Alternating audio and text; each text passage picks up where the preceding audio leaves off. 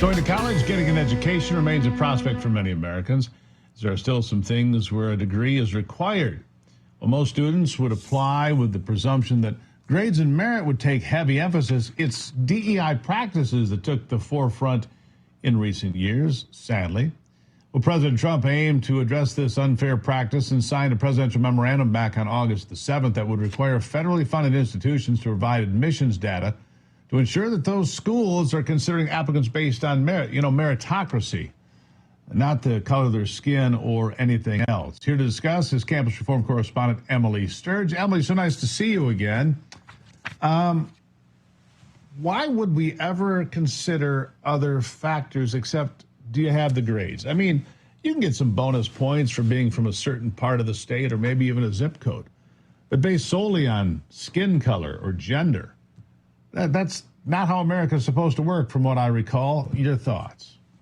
That's the million-dollar question, and that's exactly why students should be celebrating President Trump bringing more transparency to the college admissions process. Look, the fact of the matter is race has been a factor in the admissions process even after the 2023 Supreme Court ruling. What that told universities is they can't ask applicants to tick a box about their race and then use that against them. But it left this massive side door open to diversity statements and essays asking students about their race or their commitment to DEI. So race has continued to shape admissions. This administration is saying no more. This White House has recognized that that's still happening in admissions offices and is aiming to bring back transparency and meritocracy, of course, to the admissions process.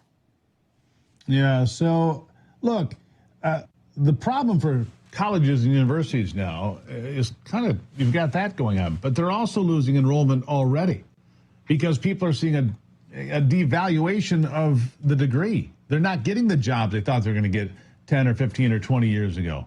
Some of these colleges are in real trouble, so maybe they should stop the games and just go by who are the best students and get them in here and move forward. Where am I wrong? You're not wrong. And you'd think that colleges would want to recruit the best and the brightest. That's what's logical. But we have seen many Gen Zers going with different options. Many Gen Zers going to trade schools or other maybe 2-year degrees instead of a traditional 4-year degree. We're reporting at the Leadership Institute's Campus Reform that 1 in 4 Gen Zers, so that's 25% of young people, actually regret their college degree.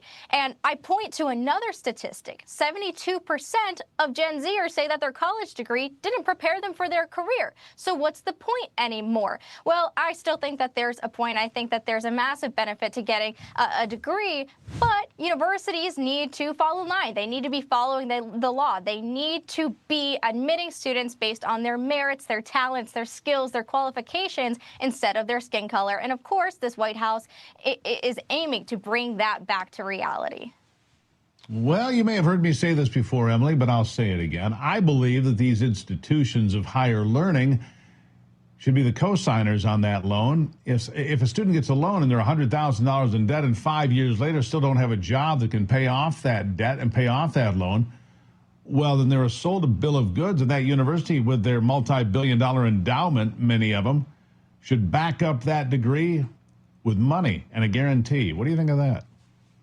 Money talks. We know that money is what makes universities bend from their discriminatory ways. And back to President Trump's latest executive action, bringing more transparency to the admissions process. What it's doing, universities have to admit, they have to come out with their admissions data and say which races that they're admitting, but they're putting their federal funding at risk. And that's what's going to hold these institutions accountable at the end of the day. We've already seen it with Columbia University's $221 million settlement with the Trump administration. One of the resolutions there was that they have to come out with this admissions data. So at the end of the day, of course, money is always the motivator.